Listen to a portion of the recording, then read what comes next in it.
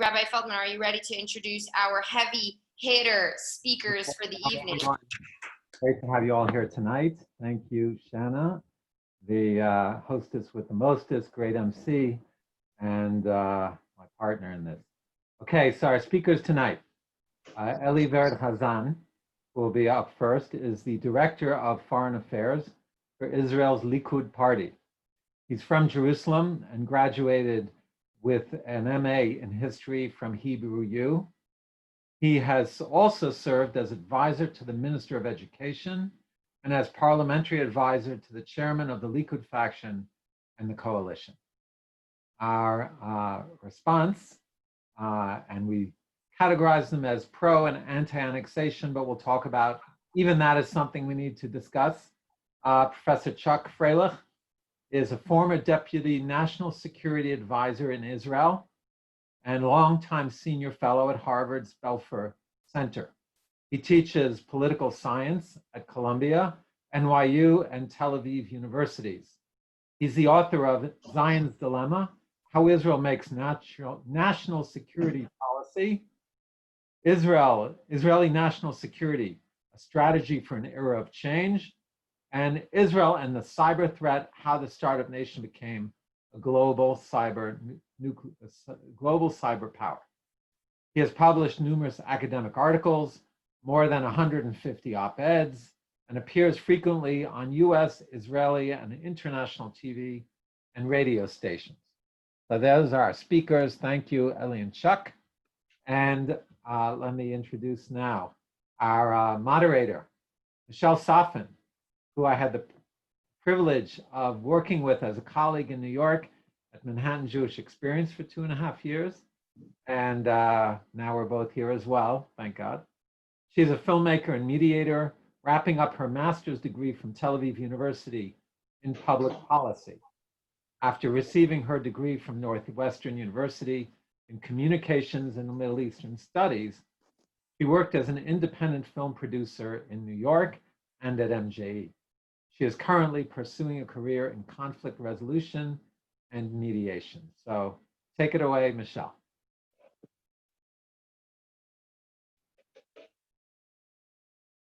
Thank you, Rabbi Feldman, and thanks, Shanna. That's my pleasure. All right, so this is going to be a fiery debate. This is an emotional, complex, divisive topic, but it's actually not a debate. Right? It is, but it isn't. Here's why it's not a debate. The goal of a debate is to win. It's to destroy your opponent, to come out on top. And that's not what we're doing here tonight. What we're going to do is something a bit different.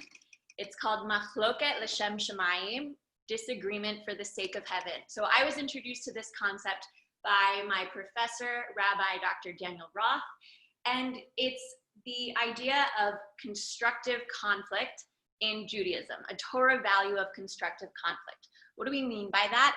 It's both about why we disagree and how we do it. So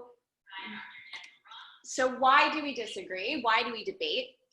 Well, we don't argue for ego. We don't argue to try to win or to be right. We argue for a higher concern, a higher value of revealing truth and discovering the best path forward together. If you look at our tradition, our Jewish law halakha is recorded in debate format. So we have an answer, we go with one opinion, but we study the debate. We study the disagreement between Hillel and Shammai, for instance. And why do we do that? Because it's not just important to understand the outcome, the direction, the answer that we went with. It's important to understand how we got there, because through that disagreement, we reveal deeper truths, Jewish values, and concerns and considerations that we want to take to subsequent conversations. All right, so then how do we disagree? That's why we disagree. That's our motivation. How do we do it constructively? Well, think of a chavruta pair. How do chavruta pairs study Torah? With respect, with deep and active listening. We need to question our biases. So for instance, confirmation bias, instead of trying to prove ourselves right, We need to try to disprove or reject the null hypothesis, try to prove yourself wrong, and if you can't, then you might be right. We need to ask clarifying questions, and most importantly, this is really key, we need to approach the text or the problem in front of us with humility, with an acknowledgement that we individually in isolation might not understand the whole truth, but that's something that we reveal together. So this conversation, what's our goal? Why are we doing this? What's our higher value? It's to reveal through discussion what is best for Israel, what is the right thing to do, morally, legally, and strategically. And what's our method? How are we gonna do this? Well, we're gonna pretend that we're detectives, where we're solving a case together. We're joint problem solvers. We're not here to win. We're here to dig, to reveal, to uncover. All right, so that's what we're here to do. The format's gonna be different than your typical debate. We're gonna start with opening statements. Each speaker is going to have 7 minutes of uninterrupted time to state their position. Then we're going to have 2 minutes of reflection. I'll explain each section when we get to it. Then we're gonna do a joint detective work rebuttal. And finally, we're gonna have concluding statements and a Q&A. Okay, so for the opening arguments, 7 minutes each, I will keep time, and if any speaker goes over more than 30 seconds, I'm gonna cut in. Here's your question: to annex or not to annex? And in your answer, please address the following sub-questions. What are the legal, strategic, and ethical considerations?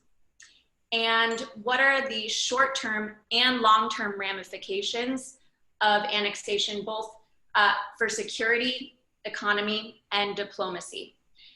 And before we start, a note on terminology. Please address, what do you call this? Do you call this annexation? Do you call it extending sovereignty? Define your terms and explain why you're using them. Okay, so first up, pro-annexation. Eli, are you ready? Yes, I'm ready. Can you hear me? All right. I will mute myself and 7 minutes on the clock. Okay, first of all, thank you very much for giving me this opportunity to present those who are in favor of what we call application of the Israeli law. For us, it is not annexation. Annexation is something that you're taking, and it does not belong to you. Judea and Samaria is part of the homeland, part of Israel, although there are some difficulties because we are living with another people here in the same land. So let's start by saying this. I would call the deal of the century an opportunity of once in a lifetime. We have an opportunity, a golden opportunity that we don't want to miss by applying the Israeli law in some territories in Judea and Samaria, mainly in territory C. This is one thing. I want to start by a brief introduction, historical introduction. A lot of you know the details, but I want to give you the context. We've been trying to get a peace with the Palestinians for so many years. The first attempt was in 1937, it was completely failed. Then in 1947, in the year 2000, we all remember what happened after the Americans tried to end the conflict. Intifada, Al-Aqsa Intifada, with a lot of casualties and people dead and things like that. And then in 2007 and later in 2014, in all those attempts, the Palestinians said no to any solution that was put on the table. It means that we need a creative solution, and I strongly believe that applying the Israeli law in territory C is a good opportunity to create a new situation. Why I'm saying so? Because there are some Israeli citizens who live in Israeli territory, as far as we see it, and there are second-class citizens, and we strongly believe that they need to be equal. The only way to do it is to apply the Israeli law in these territories. Now, we know it is not perfect. It means that we have a lot of difficulties, but saying that we are not going to uproot anyone from both sides, not the Israeli, not the Palestinian. If you look back in history, you must try find a creative solution. For us, the deal of the century, it is a creative solution. And I hope that the Prime Minister Netanyahu will find a creative way in order to apply the Israeli law as soon as possible. As you know, we have a lot of difficulties, but usually those are the Israelis. We have a lot of difficulties, but most of the time we find solutions to impossible questions. Now, I was asked about the international law. Yes, right now, there is no doubt about it. Most of the international community is against the sovereignty of the Israel, was against the Israeli sovereignty in those territories. But I want to remind you that according to the San Remo Conference, the British who get the mandate in 1920, their mission was more or less to create a national home for the Jews in the state of Israel, previously Palestine, and it is included Judea and Samaria as well. Now, in 1947, we have a new international law. We have the UN Resolution 181, which means that we needed to divide this land into two different territories. And I want to emphasize one thing about Jerusalem. Not a lot of Israelis know that, but Jerusalem was supposed to be a city under UN control. We ended the independence war, and in the end, West Jerusalem was controlled by Israel, and East Jerusalem was controlled by Jordan. In fact, that was the new international law. We go into 1967, we have the Six-Day War, and again, we have a new situation again and again and again. Last time we saw that in 2005. Israel left Gaza completely until the last centimeter, as we call it, according to the international law. And what we've got in return, missiles, terror, and so on and so on and so forth. So we strongly believe, if you speak about strategic issues, we strongly believe that the application of the Israeli law in these territories, we must do it, no doubt about it. Moreover, if you go back in history, if you go back to 1967, there is what we call a loan plan. I guess Chuck knows a loan plan, and we should not forget that a lot of the ingredients of the deal of the century remind us of the loan plan. This is about it. Now, I was asked again and again and again, what would you do against the response of the international community? I want to remind three things about it. First of all, when we annexed the Golan Heights in 1981, it was a lot of criticism against us. No one truly believed that the Americans will recognize the Israeli annexation in the Golan Heights. And yes, we have a new reality. And you saw that, I mean, you experienced that in your eyes about a year and a half ago. Let's speak about Jerusalem. Jerusalem, this is another issue. No one really believed that the Americans would move the embassy. And then we have a new situation. We created a new situation. We told to the world that we are not willing to give up over Jerusalem. This is the united capital of Israel. And therefore, we have a new situation. Now, of course, we have the criticism of the Europeans. And by the way, in my job, I'm working a lot in the European Parliament. I'm working a lot with the German, French, British, who are not part of the European Union anymore. And I'm facing this criticism. But I strongly believe that we must insist that this is our right to do it. Of course, they can get sanctions against Israel, but I truly believe that we can deal with those sanctions. What does it mean? As you know, the European Union is not one voice in a sense that there is a lot of disagreements inside the European Union itself.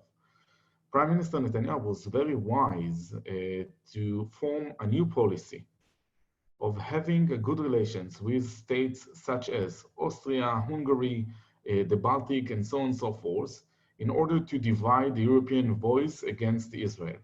We saw that it is very efficient in a sense that we are creating a new reality that enables us to promote our ideology. More than that, look at the Arab states. Many years ago, if we would do this kind of step, I guess that the Egyptian would bring back their ambassador. They don't do it. Moreover, United Arab Emirates is, although they are against annexation, as they call it, they are looking for a new relationship with Israel. Nevertheless, that we have this kind of policy. And having said that, we truly believe that this is once in a lifetime. Sorry? I'm gonna have to cut you off. We're 30 seconds Okay. over. Unless you want to wrap up your last sentence. Last sentence. I do not ignore the interests of the Palestinians. According to the deal of the century, they have the possibility that after 4 years of negotiation to form their own Palestinian state. I hope they will accept all the terms and they will go into their independent life. Otherwise, they will stay under the Palestinian Authority in general. That was the last sentence. Thank you so much. Well said. And Chuck, are you ready? I am. Erev Tov. Good evening to everyone. And I will give you an extra 30 seconds as well. Are you ready? I am ready, raring to go. We are talking here not about application of sovereignty, but unilateral annexation. That is what pretty much every international law expert in the world calls it. The so-called these words that are designed to cover the reality are by international law unilateral annexation. But let's put the semantics aside because the real question is the issue itself. I must tell you, I spent many years of my life I was in the defense establishment, I was in the National Security Council for years. I don't know of any decision which was more poorly prepared, more half-baked than the current one. One of the potentially most momentous decisions in the history of the State of Israel, if something significant is done. We are now 5 days after the so-called target date, and Eli and I and everyone else in the audience, and frankly, the Prime Minister of the State of Israel have no idea what we're talking about. This started off as all of the West Bank, then it was the Trump plan's 30%, and then it was maybe the Jordan Valley and the 3 blocks and settlement blocks, and then it was the settlement blocks. And now most of the press speculation is that at most it will be something symbolic, not even that isn't sure. This was predicated on the assumption that there was a unique opportunity. The Trump administration supported it. That turned out to be incorrect. They've cooled. There was the assumption that this could be done despite the fact that Israel's in the midst of the worst economic and health crisis of its history.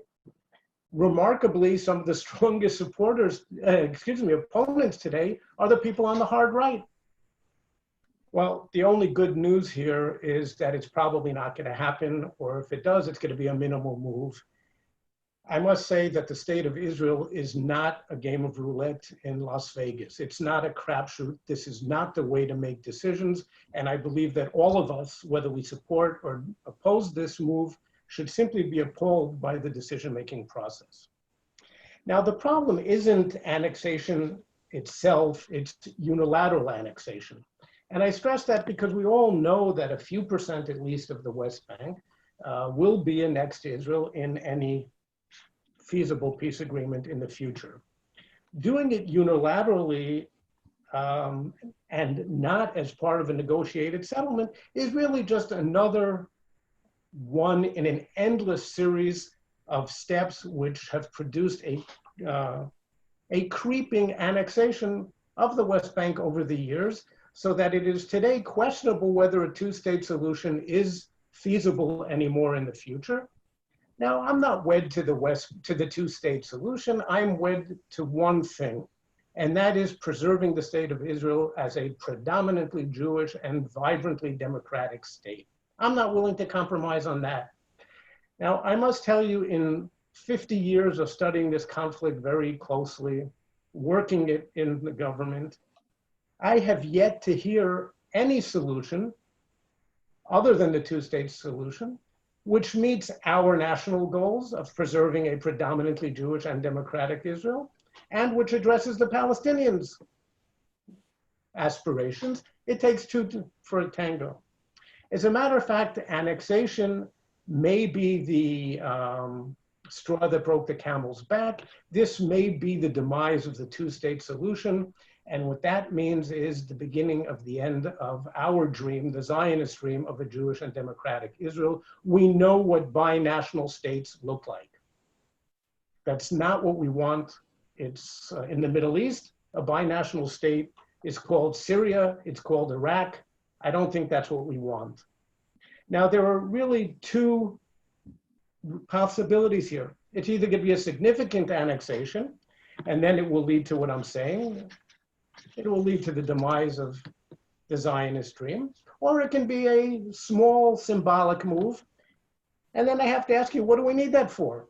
Even from the point of view of the supporters. We're in control of the territory in any event. No one was really contesting it anymore. The international community's attention, the attention of the Arab world had moved away from the Palestinian issue. We have shot ourselves in the feet by refocusing international attention on something that we didn't want. The PA has already announced, the Palestinian Authority has already announced an end to security cooperation, which has been critical to keeping terrorism as low as it's been in recent years. The IDF assessment has been that an annexation will lead to a significant uptick in terrorism. Hamas is obviously going to respond. They've said they'll do so. As it is, they've had a hard time maintaining the relative calm of recent months. So we're just playing into their hands. If there is a significant escalation in the West Bank and Gaza, it's going to be hard for Hezbollah and Iran to stay out. I don't think they want to get in, but do we really want to put them to the test? Or are we shooting ourselves in the feet again? Our relationship with Jordan and Egypt at best will suffer. This is a severe challenge for both. For Jordan, it's a potential threat to the stability of the monarchy. We will at best harm, maybe severely harm, our relations with the Gulf states. This dramatic strategic change which has taken place in recent years. Why do we have to do that? We're shooting ourselves in the feet again. There will be sanctions from Europe and other parts of the international community. And as I said, even the United States, well, Mr. Trump has at best cooled to this. I don't think he's paying any attention and intends to go forward with this now. And it is increasingly likely that in November, Mr. Biden will be elected. And so I must ask, is there anyone who benefits from this move? And the answer is yes. It's called Iran and it's called Hezbollah, because we, from our own actions, divert attention away from them, from the nuclear issue, which is the #1 issue, from Iran's attempts to set up base in Syria, from Hezbollah's mammoth rocket arsenal and the growing precision project. This is a policy where, I'm finishing the sentence, where we have simply refocused the international attention exactly on the wrong issue and have shot ourselves in the feet.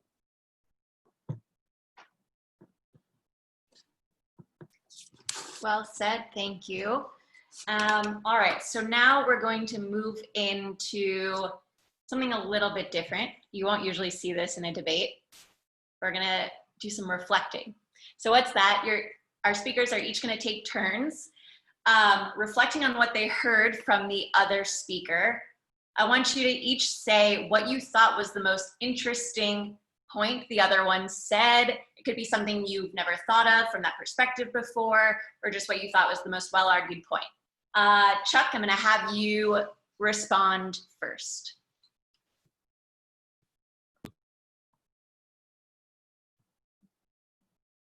I think, if I may, there were two primary points that Eli said that I would like to address. One is the fact that he recognized that most of the international community is against this now. Well, the international community has been against it for 50 years, so nothing has changed. But why does he believe that this can be addressed? He said we can handle the sanctions. I was surprised by that.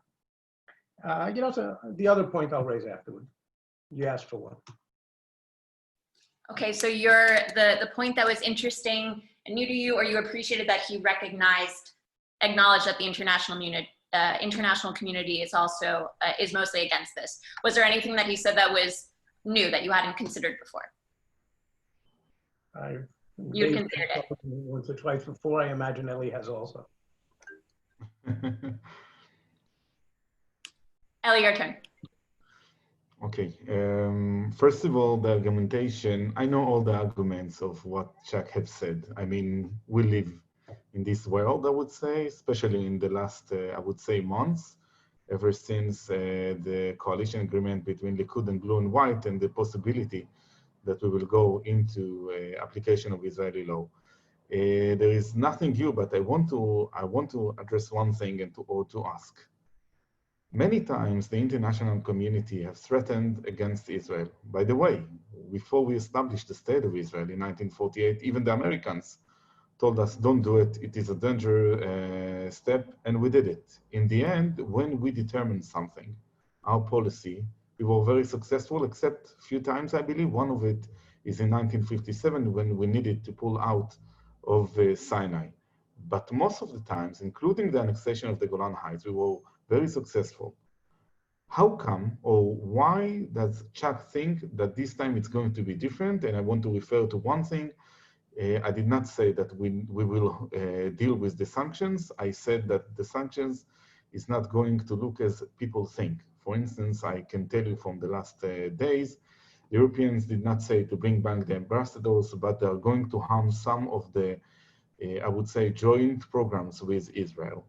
So that is. So we're going to hold on your question that you asked him, which is a good one. We'll get to that. But first, I'm going to force you to do it because Chuck did it. What was the most well-argued point that he made? Even if it wasn't new to you. What was the most well-argued point that Chuck made? Even if nothing was new to you, what did you think was well-argued? Wow, I'm so sorry. I don't think so. I mean, I tell you the truth, Chuck, I really appreciate your attitude. I have a lot of arguments with commanders for Mefakdim Leman Bitchon Israel. In the end, I just look back. Almost everything that those commanders who I really appreciate from the Israeli army, they gave their life for me. But everything they said in Oslo agreements, in the disengagement, by the way, I voted in favor of the disengagement in the Likud referendum. I feel so sorry for that. But the war completely failed. I mean, they had a lot of mistakes. And I'm so sorry, with all due appreciate you, I didn't find something new or something that I can agree with. Okay, all right. Although, I want You're to Israeli, so I'm going to accept it. In America, I wouldn't let this fly, but you're Israeli, so. I want to emphasize one thing. I'm so we're happy. gonna 1 minute, unless you've thought of something that you really liked from his argument. I'm gonna hold for a minute. Yeah. Okay.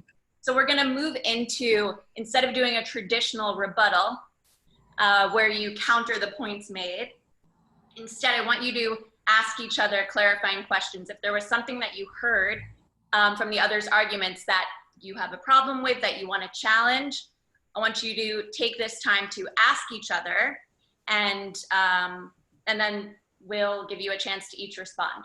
So Chuck, are you ready to go first with that? Ask follow-up questions or challenges to the points that Ellie made?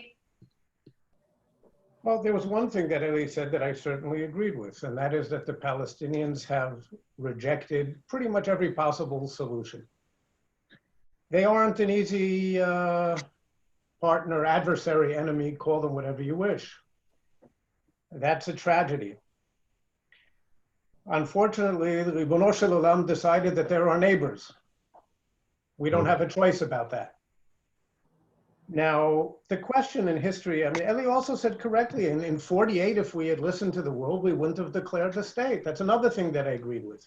There's a difference. It's over 70 years, we've got a state. Part of having a state is the ability to try and shape one's destiny and not have it forced on oneself. Now, my question for Ellie, how do you prevent the emergence of a binational state? You said just area C is somewhere between 200 and 300,000 Palestinians. That's not the official number, that's the real number.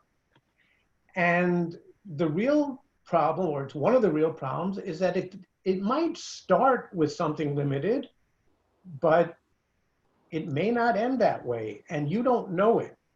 Maybe it won't, we won't lose control. Maybe we won't have to go in and re-annex the entire territory because there'll be an explosion of violence. Maybe that won't happen, but it could. Wise decision makers do not put themselves in the position where they can, by their own act, lead to the demise of their state. Thank you. Okay, so Ellie, you got the question? How do you prevent the binational state? First of all, I support the deal of the century fully. As I already mentioned, according to this deal of the century, the Palestinians have the possibility to create their own state.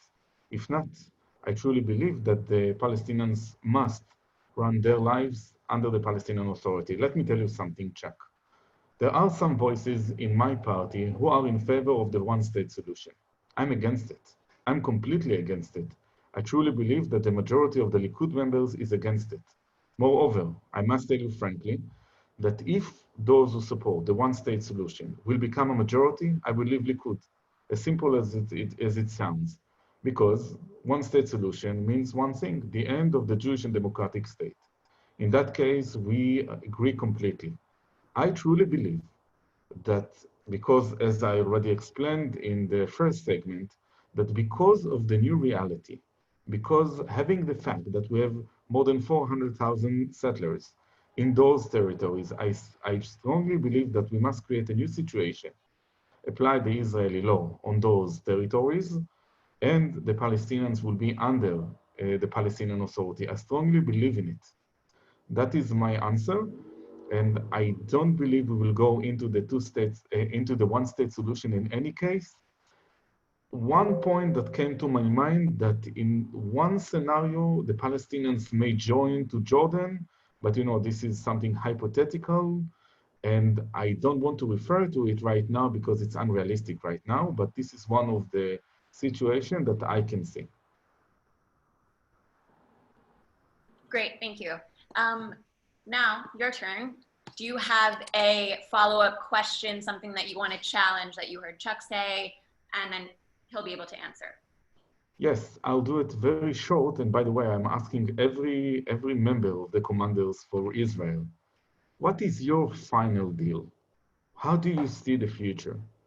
Taking the fact that we are not going to uproot anyone, and you know that after the disengagement, the possibility of uprooting Jews from their home, it's almost impossible. On the other hand, people like me is against uprooting Arabs from their homes. So what is your final deal or final, I would say, peace or arrangement? Well, first of all, I was glad to hear that Eli is against a one-state solution, and he may very well be right that a majority in the Likud is against that. And yet that's exactly what you are doing, and that's what the Likud party has been leading to for decades. Now, this is, again, I've been using the expression of shooting ourselves in our feet. This is simply the blind leading the blind. And if you understand that this is leading to a one-state solution, then you should, or that you are against that, then you should be doing everything in your power to prevent it. Now, I said before, and I'll say again, the Palestinians have rejected every possible solution. The question is then if how you preserve the conditions for an agreement with them in the future. To answer your question, Eli, a two-state solution in the future, not take steps by ourselves, by our own hand, preclude the possibility of reaching a two-state solution, which is what annexation does, and with our own hand, creating a one-state reality. And you have to be absolutely blind not to see that that's what we're doing.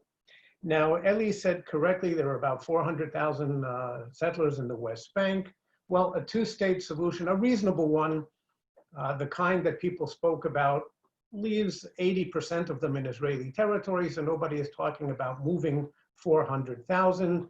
And since terminology is important, we're not talking about uprooting anybody. We're asking people, maybe 20% of the population, to move a few kilometers, in some cases, maybe a few hundred meters. but maybe it's a few kilometers. Now, most of the people in this audience, myself included, actually got up and made Aliyah once. And we moved thousands of kilometers or miles. So let's not make a big deal about this. If you want it, uprooting, oh, that sounds horrible. Moving with full compensation is not a big deal. Now, Eli, also, again, let me give you credit for the candor. You mentioned the possibility that maybe the Palestinians will establish their state in Jordan. That is the right wing's endgame. Most people don't say it. The idea is to create a situation in which maybe there'll be a big outflux of refugees from the West Bank to Jordan. It will create instability, topple the monarchy, lead to the establishment of a Palestinian state there. Well, the Palestinians say that they don't want their state just in Jordan. They might be willing to take that plus the West Bank, but they don't forgo their demands to the West Bank. And Jordan, most people consider to be a strategic partner of Israel of supreme importance. Do we really want to throw that out the window? Thank you. So what I heard you saying is that the deal that you want to answer his question was two-state solution in the future, and that now it's about preserving those conditions. Yeah, but I want, with your permission, to emphasize one thing out of the rules. I did not say sending the Palestinians into Jordan. I said that territories who would not be under Israeli law will join to Jordan. It is very important. Okay, thank you for clarifying that. All right, well, this was really, really interesting. Thank you for playing along and following the rules as best you could. What I think is most interesting is that you both agreed that you don't want a one-state solution. You're both still attached to the idea of two states. And what you seem to disagree over is whether or not this plan right here on the table is going to remove the possibility of a two-state solution, right? That's where you disagree. So before, is that correct? Would both of you agree with that?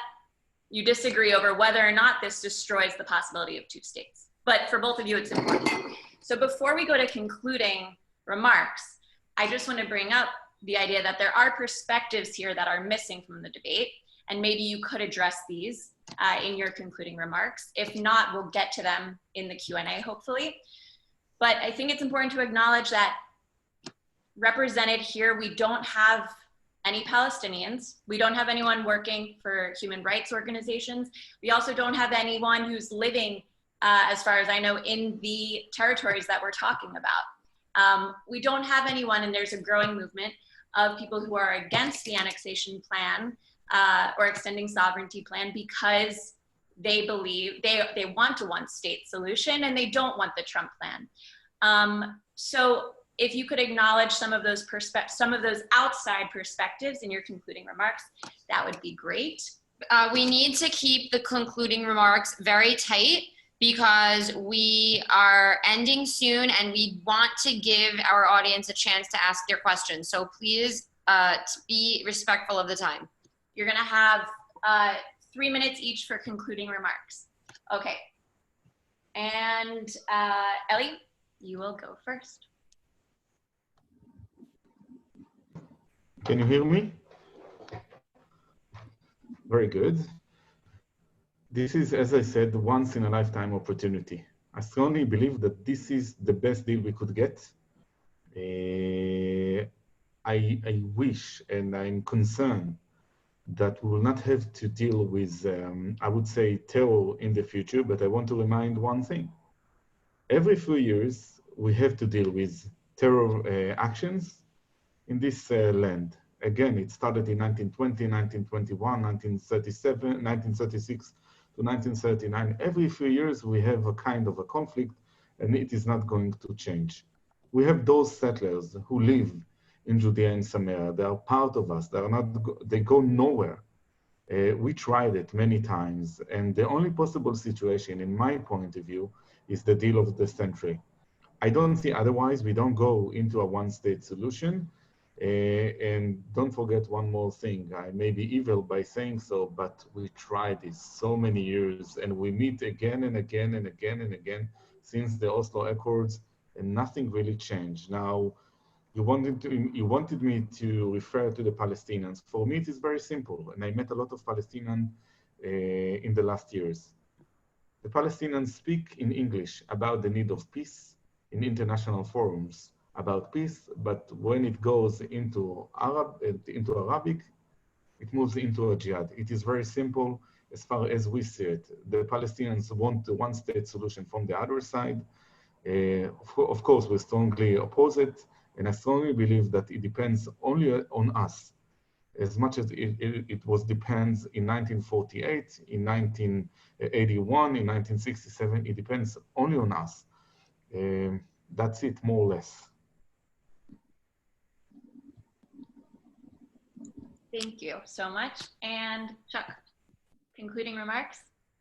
First, I find it quite remarkable. The whole world is focused on this issue. It's one of the number one issues on the international agenda at the moment. The people of Israel are uninterested.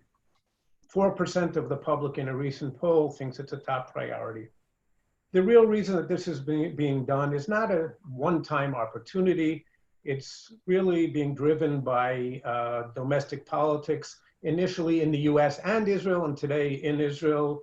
I call it annexation for exoneration. This is part of the Prime Minister's ongoing drive to divert attention from his legal and political troubles.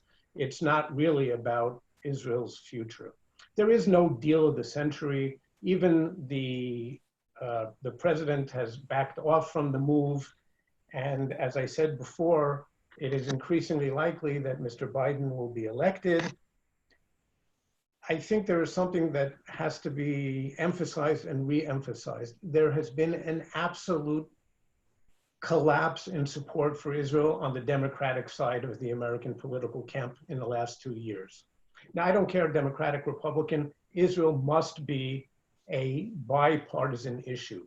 The relationship with the United States is one of the fundamental pillars of Israel's national security. It is questionable whether we can even survive as a state today without the United States.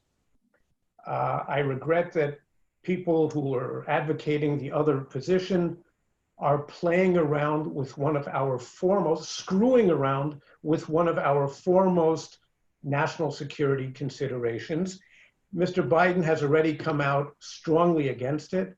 I don't know how many of you are really familiar up close with the fury, the pent-up fury on the Democratic side, which is waiting for the opportunity for payback. Now, again, it's not a matter of Democrat or Republican. We have to maintain overwhelming support on both sides. It is quite likely that Mr. Biden will walk back from this. We will probably face pressures for to cut the support for Israel in any event unrelated to this because of American financial constraints today. This, of course, will make it much worse. We are shooting ourselves in the feet across the board. There is only, I was going to say, 2 players who benefit from this, Iran and Hezbollah. We shouldn't be doing this. What we should be doing is preserving the conditions for a 2-state solution if and when it can happen. It's not this year, and it's probably not for a good few years, but we have to preserve Israel's long-term character as a Jewish and democratic state. This makes it that much harder to reach a 2-state solution. It may make it impossible. It's hard to say when the final nail in the coffin is driven in, but if we're not there yet, we're getting very, very close. And I'll just make one last comment. It is typical of our times and of the nature of political discourse in the country that Eli found it necessary to say what he did about Commanders for Israeli Security. I am very happy to be a member of this organization. It is 300 people who are brigadier generals and up. We have all given our careers to Israel's security. The degree of expertise and knowledge there is something which shouldn't be disparaged. It's actually something that we could be complimented on. All right. Thank you both so much. Maybe neither of you heard something new, but I heard a lot of new things. I'm leaving this conversation really asking myself, is it the deal of the century? Is it now or never for two states? Or is this not the time? We're shooting ourselves in the feet and we just need to focus on preserving the conditions for future two-state solution. But I think there are also other questions that we should be considering. Are there alternative solutions? Maybe that's something we can discuss in the Q&A. So Q&A time. Shanna is going to run that. Before we enter, I just want to encourage you to, if you feel comfortable, before you ask your question, say something that you learned that was new for you, something that you hadn't considered before and maybe is on the other side of the debate. Take it away, Shanna. Okay. Thank you so much. Thank you, Michelle. You did such a concise job wrapping up the sentiments of each of our two participants. And there are a few questions that we have here. I'm going to get to them in the chat. Oh, wow, we have quite a few. So I am going to start with a question from Rabbi Feldman. I'm going to hold your question because I think I should get to the people before I get to your question. The people. A question from Mark Kale or Keel. Question for Ellie. And Mark, you can state your name when I'm finished in case I botched it up. Question for Ellie and maybe also for Chuck. So we'll start with Ellie. And please keep it tight, Ellie. We don't have a lot of time. Israel's policy has always been direct negotiations, no imposed solutions, defensible borders. The current annexation policy violates all of these principles. Why now? And how can annexing all the settlements possibly avoid the eventual disenfranchisement of the Palestinian population in the remaining areas, which will be isolated enclaves and unlikely to ever become a viable independent country? So I'm trying to find the most succinct question here. And it's basically says that we're violating some policy that Israel has been proud of in the past. Why now, if it means that the Palestinian population might be at risk of becoming disenfranchised? Ellie, you can start there, and Chuck, you can finish if you have something else.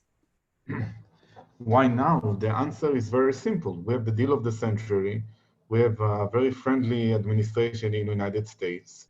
We have a very unique and rare international situation of a weak international community that enables us to do it.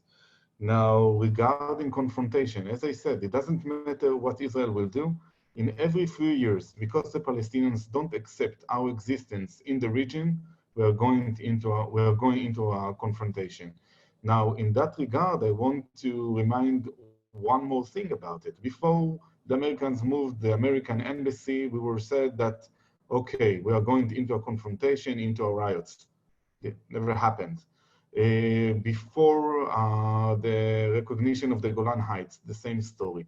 Now, I do not ignore that. Of course, I know it can lead into a confrontation, but it doesn't matter. In every few years, we will go into a confrontation. Great, Chuck. Thank you so much for that answer. Chuck, would you like to give a response? So we are doomed to a confrontation every 2 years, so we can do whatever we want. Just play roulette. It's a crapshoot. I don't think so. I think wise statesmen, A, don't behave that way. And more importantly, they try to shape history and not be the victims of history. Ellie correctly pointed out 1929, 1937, and various other dates in the course of our history. Yeah, we've got a problem. The Palestinians are a very tough adversary. I agree. We have a state today. We've had a state for over 70 years. We are the strongest state in the region. Stop scaring us. As a matter of fact, the measures that you are advocating are exactly the ones which are going to bring on the conflict. We've had years now of relative calm, So you want to undermine that, whether it's in the West Bank itself, whether it's you want to force Hamas to do something.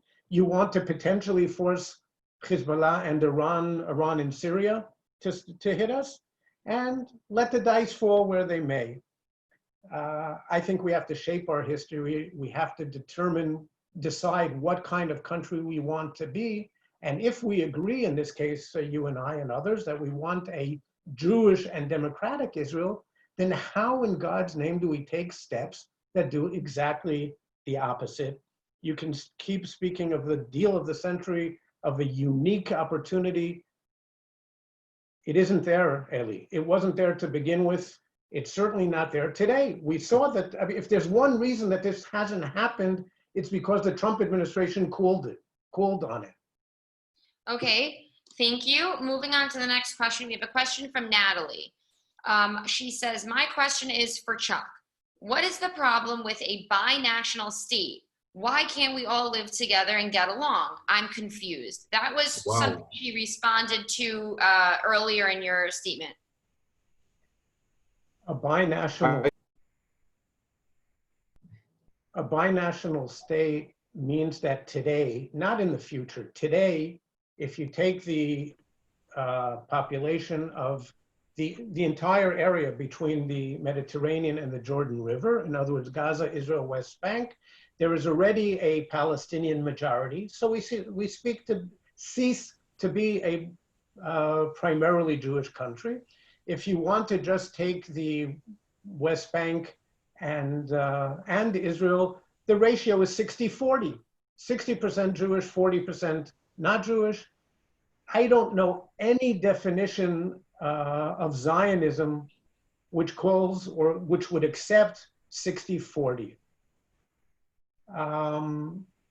It doesn't have to be, we never said, the Zionist movement never said 100% Jewish. We always knew that there would be an Arab minority. And in Israel's 67 borders, it's about 80-20, 78-22, maybe to be more precise. That preserves our Jewish character for the long term, whereas the binational state ensures today that we cease to be a majority Jewish state, or of course we don't have to give the Palestinians the right to vote, and we can cease to be a democracy. If you want to know what binational states look like in the Middle East, then just look no further, look at Syria and Iraq, which were torn apart, rent, devastated by a binational conflict, where it was actually between two different Muslim groups. In Syria, it led to 500,000 people killed. In Iraq, maybe the numbers weren't quite as horrific, but also, is that really the future we want to commit ourselves to? Thank you for answering that question succinctly. Next, if the annexation goes through, would Israel take in and give citizenship to the Palestinians in the annexed territory? I think we'll have Ellie begin with that, and Chuck, you can weigh in there after as well. Yeah, there are two possibilities. One is that they will be given citizenship, and the second, that they would vote into the Palestinian Authority institutions. I tell you the truth, I don't know where it goes because we don't know yet how many percentage of the territory we are going to apply the Israeli law, but this is an open question. Of course, my belief, my personal belief is that the Palestinians should vote into the Palestinian Authority institutions. Chuck, is there anything you wanted to add? Yeah, I mean, Ellie's right. There are two possibilities. Yes, they can either vote for the Knesset, and that brings up the option that I was talking about before, that we cease to be a predominantly Jewish state. Of course, they can vote for their institutions, for Palestinian institutions. That's separate and unequal. That was struck down by the American Supreme Court a few decades ago. I don't think that's what we want to bring upon ourselves. So let's try and reach a solution which achieves our national aspirations and Palestinian national aspirations. Thank you. A question from Aaron Zemmelman. Question for Ellie. How do you understand the phenomenon of veteran members of the Israeli security establishment taking stances against conventional right-wing policies? How do you explain the growing tension between army veterans and Bibi's Likud?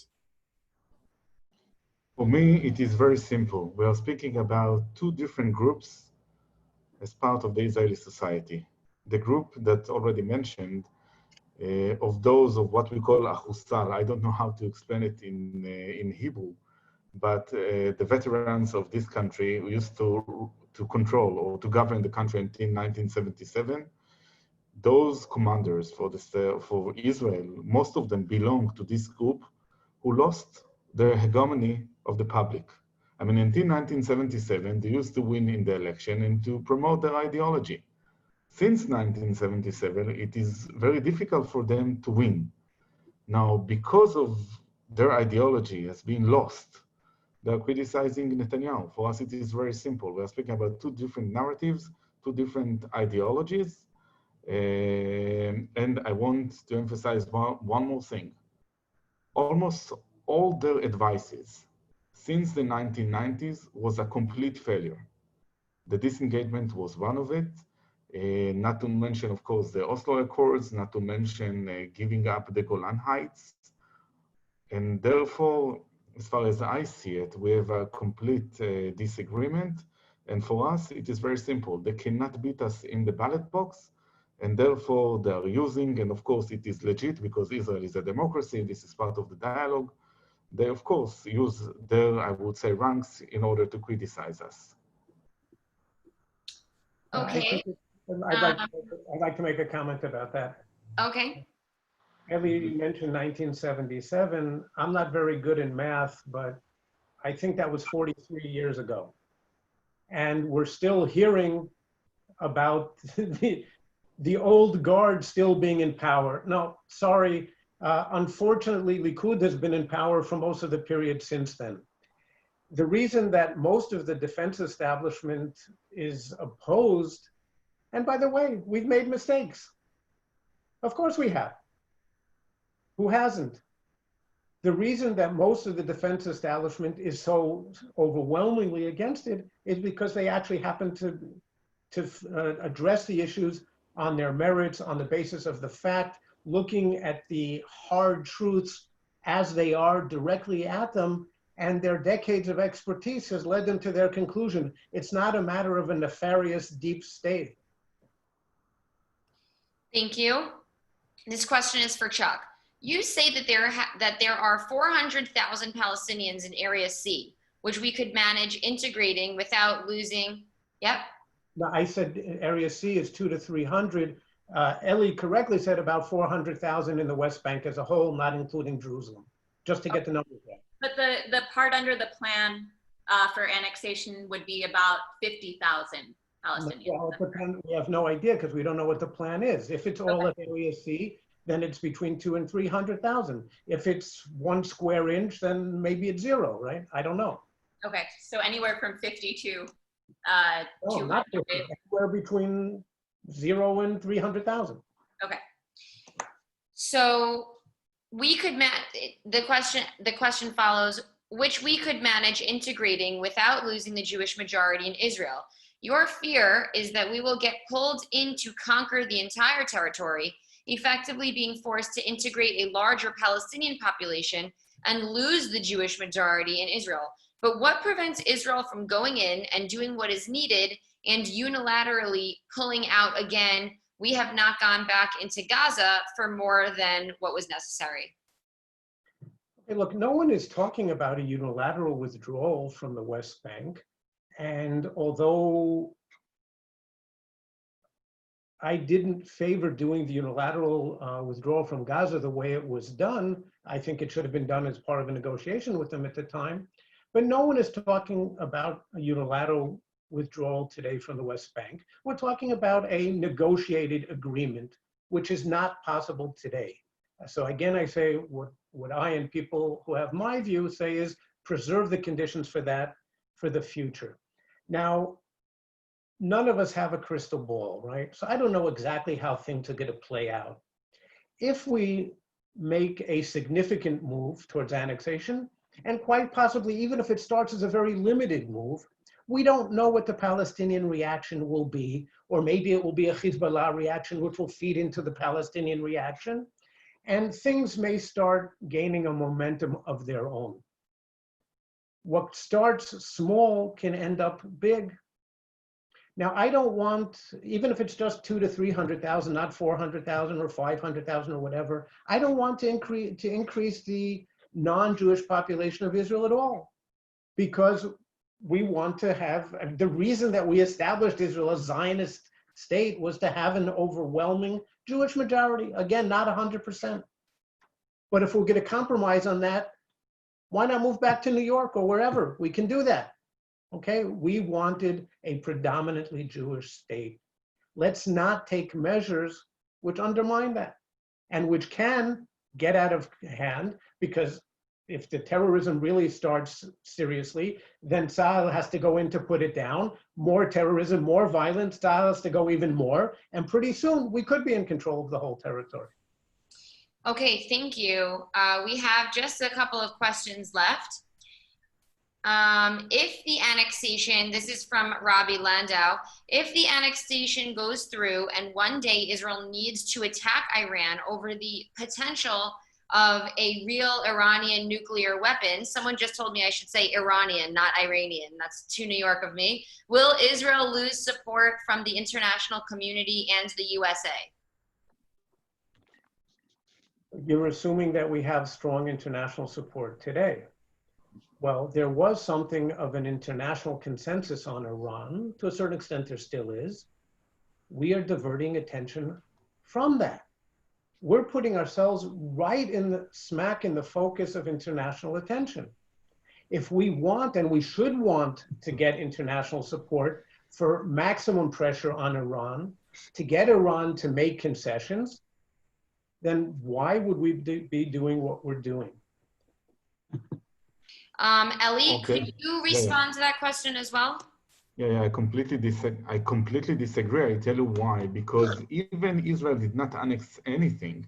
In 2015, Obama went into the deal with Iran. Merkel, Macron, again, I'm working with all the advisors of those people. It has nothing to do with the Israeli annexation.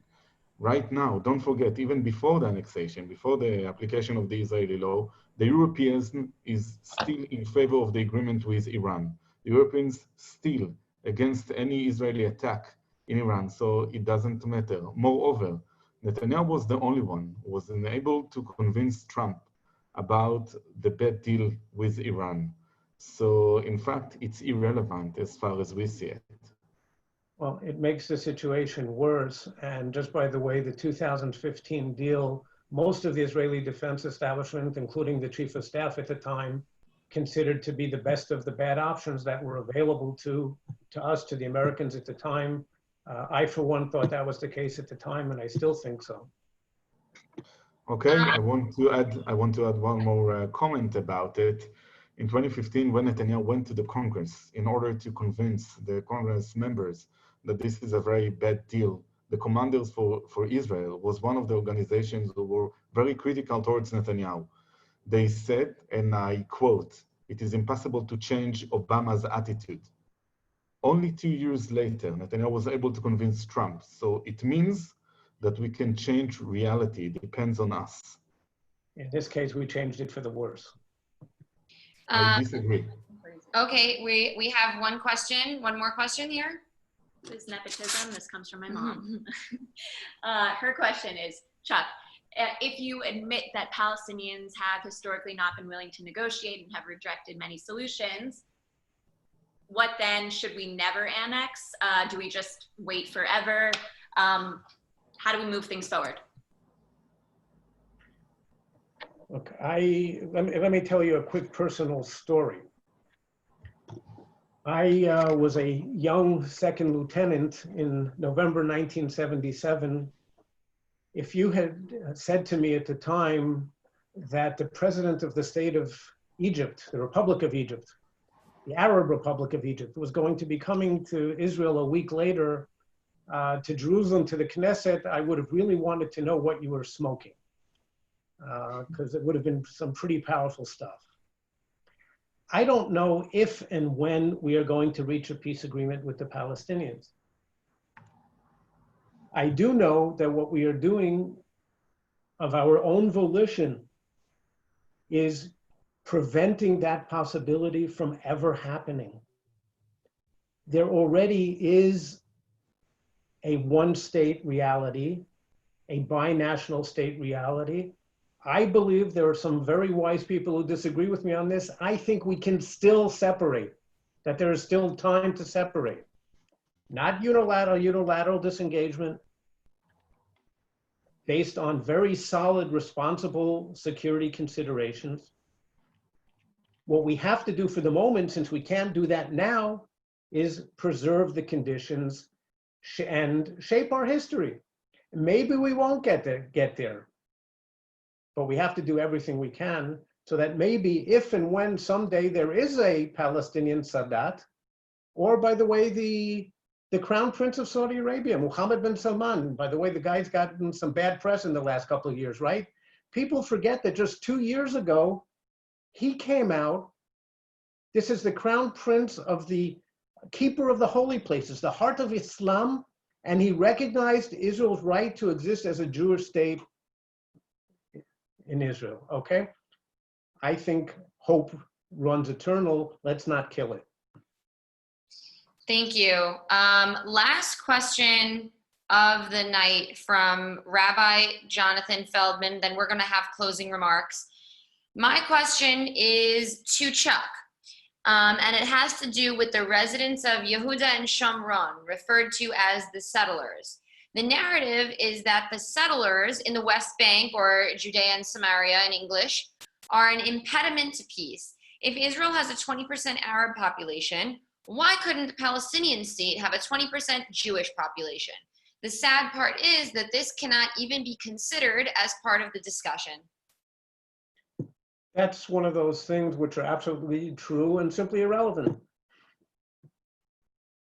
That's all. That's the reality. We live in a really tough part of the world. And if you want to pursue absolute justice, then I agree.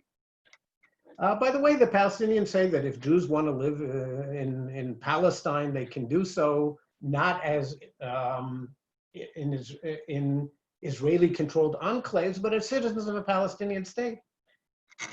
Look, many of the settlers went there for honorable ideological reasons. The overwhelming majority went there for purely economic reasons. So they benefited once because they got incredible economic incentives at the time. And now if and when they are resettled in Israel, they will get so a second time. So I don't really feel so sorry. And again, it's not uprooting, it's moving people a few kilometers. They're Israeli citizens, they speak Hebrew, they know, they live, breathe Israel. Most of the people in the audience don't remember. I remember, I think it was November 1993, the height of the Russian Aliyah.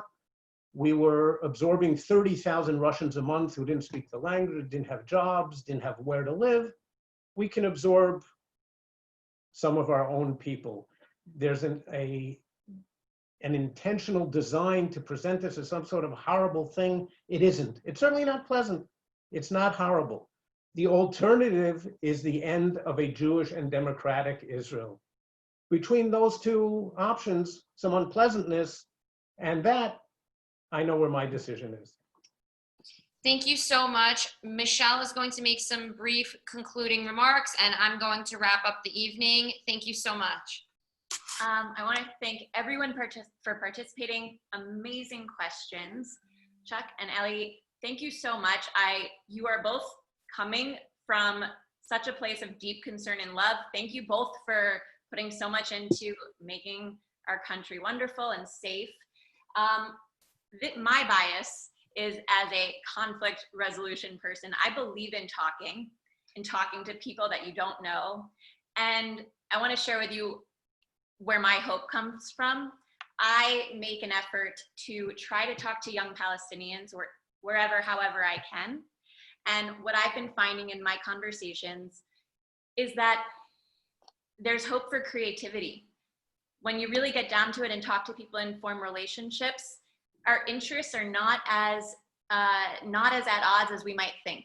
So I would encourage everyone to try to talk to people who you don't normally get to talk with, and start thinking outside of the box. It's not necessarily one state, 2 state, 10 states. There might be other creative solutions out there. So that's my charge to all of you. Start having some interesting creative conversations with people you don't normally talk to. That's what gives me hope. Thank you all. Thank you. Once again, this is the Sunset Series. You're joining us for the Sunset Series. We do this on Monday evenings. Just about every Monday evening, we try to do it live and in person at the Esperanto Bar. Unfortunately, with the coronavirus, we wanted that everyone would be safe and healthy and get to enjoy this debate and exercise their democracy from a safe place. Thank you to everyone. I also wanted to make a note that Rabbi Feldman does an excellent podcast that he publishes, where he will also be publishing tonight's event, the audio from tonight's event, in case anyone wants to go back and listen again. And hold on one moment. Jewish Matters, and it's on Spotify, Apple, and Google. So you can find it there, Jewish Matters. And within a day, this should be up there. So Rabbi Feldman is going to be posting this in case anyone would like to listen back. He also does a great series on important leaders and people who made an impact on the Jewish people and on Israel. It's excellent. He gets very enthusiastic about it. And I am also running a podcast on the top Israel news stories of the day. That's awesome. It's about 10 minutes long, and I started it 3 weeks ago. I wake up at 6 every morning to read the newspapers and give my most concise 5 to 8 minutes of news. And on Thursdays, I keep it nice and tight, as reporters do. And on Thursdays, I offer a special report in addition to the stories. So someone wrote in the chat how to find the recording. Go find the Jewish Matters podcast. And anyone who would like to be put on our email list, please send me your email. You can write it in the chat. I'll copy and paste it. You can also follow me. I'll put my information and the Tribe Tel Aviv information so that anyone who is looking for information can get in touch with me. I'm putting my private email address. I'm putting my Instagram handle. Alex put Rabbi's Jewish Matters podcast there so that everyone can find it. And everyone get in touch. If you would like to be put on our mailing list, let me know. Follow us on Facebook, follow us on Instagram. And Ellie, thank you so much for doing this in English. And Chuck, thank you for participating and keeping it nice and tight. You guys are great.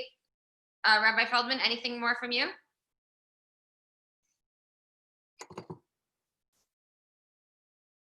You're on mute, Rabbi. You're on mute, Rabbi. Thank you, Shanna. You're welcome. Stay tuned for the next, we'll be sending out information on the next Sunset Series.